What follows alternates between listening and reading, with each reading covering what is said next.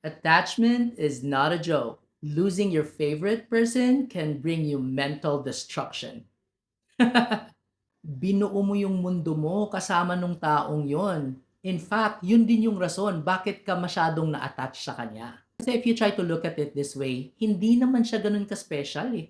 That thing your brain is telling you that this person's so amazing that nobody else can top that. Dahil yan sa potential na nakikita mo sa taong yan, yung what ifs at lilagay mo siya sa pedestal. At tinatabunan nito yung mga red flags, the inconsistencies, the no value, lahat ng yan pinapalampas ng utak mo. Alam mo bakit?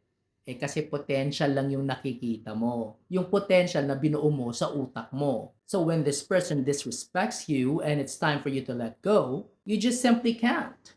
And who's responsible for this? Because your brain is so wired to this person that you thought without this person, you're never gonna be happy again. Kaya ka nahihirapan mag-detach eh.